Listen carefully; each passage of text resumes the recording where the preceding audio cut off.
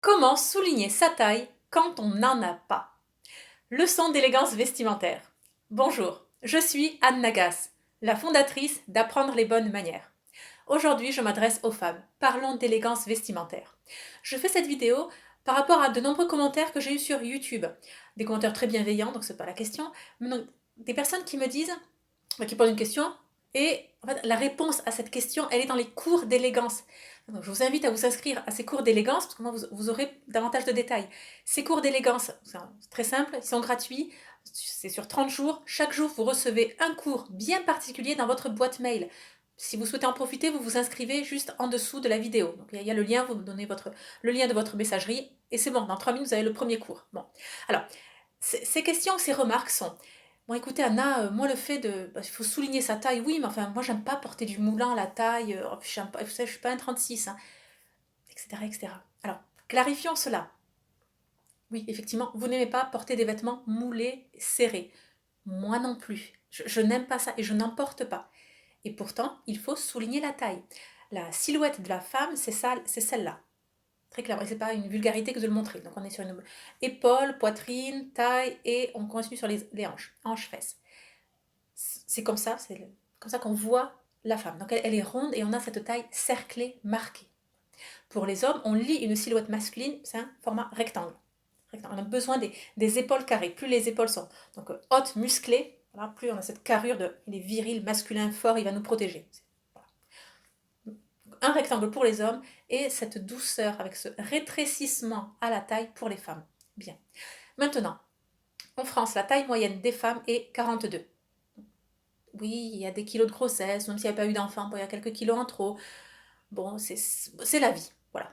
Taille 42. Donc on ne fait pas tout un 36 avec justement un bon rétrécissement, une belle poitrine généreuse, comme les, euh, les stars hollywoodiennes qu'on voit avec ce corps de poitrine généreuse, rétrécissement à la taille, et puis ensuite on développe sur les fesses. Et encore, je ne parle même pas de la mode actuellement qui est catastrophique de ces corps à les sœurs Kardashian, que vous avez vu. Je ne parle même pas de ça, où c'est là, ça devient caricaturé, c'est extrême, et on a glissé dans le sexy sensuel, dans le femme objet, très clairement. Parce qu'elle porte que du moulant, justement, pour... Enfin, peu importe. Ok, bon, très bien. Revenons au sujet. Marquer la taille. Alors, qu'on se le dise.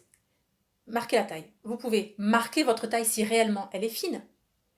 Ou sinon, vous pouvez donner l'illusion que vous avez une taille fine, que vous avez un rétrécissement au niveau de la taille. Pour la majorité des cas, c'est de l'illusion. Pour moi aussi, j'ai une silhouette droite. Je n'ai pas de rétrécissement à la taille. Et encore moins maintenant que je suis enceinte. Très clairement. Mais je donne cette illusion. Alors comment?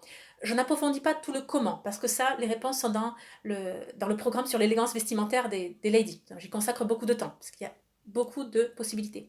Là, je vous donne la réponse qu'il y a dans les pistes. Finalement. Il y a 3 tailles différentes. Taille empire. Donc la taille empire, je vous montre les images, ce que je porte globalement maintenant, robe ample de femme enceinte, donc oui, j'ai du ventre. La taille empire a été lancée, donc la mode a été lancée par l'impératrice Eugénie, la femme de Napoléon, et justement elle était enceinte, donc c'est taille empire. Et donc, tout le monde s'est mis à porter ses robes empire. Très bien. Vous avez plein quantité de blouses, de hauts, de robes, de tuniques qui ont des tailles empire. Et c'est très bien, ça permet de respirer, tout simplement ça. Et pourtant, il y a ce marquage, ce rétrécissement visuel. C'est important.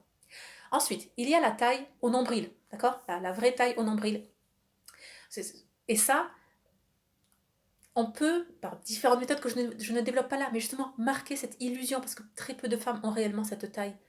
Donc là, c'est par des illusions d'optique, par le fait d'avoir des ceintures, des couleurs différentes, des vestes qui s'arrêtent justement à la taille. Il y a différentes façons que je ne développe pas, mais pour souligner cette taille-là. Les robes le font, vous m'avez vu plusieurs fois sur des robes quand j'avais 20 ans, dans la vingtaine, euh, voilà, des robes des années 50, qui soulignent bien cela, elles sont ceinturées à la taille. Bon, très bien.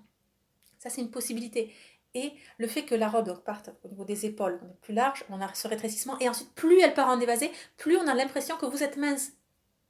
Donc, la majorité des jupes que je porte, elles sont comme ça, justement, elles partent bien en évasé, comme ça, on a l'impression que je suis fine, d'accord? Non que la maigreur, la minceur soit un idéal, c'est pas ça, mais je veux qu'on puisse voir que j'ai une silhouette féminine, que je suis une femme. Bon. Troisième possibilité, la taille basse. Je vous présente un exemple ici. Bon, pour le coup, honnêtement, c'est pas ce qui me va de mieux maintenant que j'ai la grossesse. Je devrais avoir un peu plus d'ampleur au niveau des épaules et de la poitrine pour me permettre des tailles basses. Si vous portez encore des pantalons, la majorité des pantalons sont des pantalons taille basse. Donc de fait, euh, vous soulignez cela par le contraste de couleurs, par le fait de porter une ceinture, pourquoi pas donc, un ruban, un foulard en guise de ceinture. Et la ceinture, là, pour le coup, elle ne tient pas le pantalon. Elle fait office de décoration. Ceinturé, ceinturé par le bas. Bon, portez pas de corde, je vois ça de temps en temps maintenant, c'est une corde, pourquoi porter une corde autour de la taille, ça n'a rien d'élégant. Voilà, autour du cou, je vois ça aussi. Laissez les cordes, les cordages au marin, au navire, si vous faites de l'escalade, laissez ça, enfin voilà, bref. Bon. Pas de lacet non plus, pourquoi se ceinturer avec un lacet de chaussures, bon, très bien. Oui, je ne développe pas, je vois. Ok, très bien. Donc, 3 possibilités de tailles différentes. Et vous n'avez pas à avoir des vêtements moulants. Moi, je n'aime pas ça. Je n'aime pas être engoncée dans les vêtements. Et qu'on voit la démarcation, soit du collant, soit le petit bourrelet, soit le ventre de fin de grossesse ou de début de grossesse, ou là, pour le coup, je suis pleinement enceinte. Il y a différentes méthodes. C'est ces méthodes que je vous invite à approfondir. Je ne les développe pas là. Mais tout simplement, retenez bien ce côté. Il faut souligner la taille. Et souligner, ça ne veut pas dire la mouler. Ça veut dire la voir distinctement. Mais ça peut être une illusion d'optique, c'est largement suffisant. Bien, j'espère que cette vidéo vous a plu. Je vous invite à profiter juste de ce programme gratuit sur 30 jours, donc d'élégance vestimentaire. Vous allez approfondir, cheminer, vous allez probablement découvrir des choses que vous ne connaissiez pas jusqu'à présent. Peut-être que ça va vous donner cette impulsion pour justement en savoir plus, pour avancer sur le chemin de l'élégance, de la décence, de la féminité. Le lien est juste en dessous de la vidéo. On se retrouve très vite. Abonnez-vous à la chaîne YouTube pour ne rien manquer. Et surtout, n'oubliez pas, la bienséance fait la différence.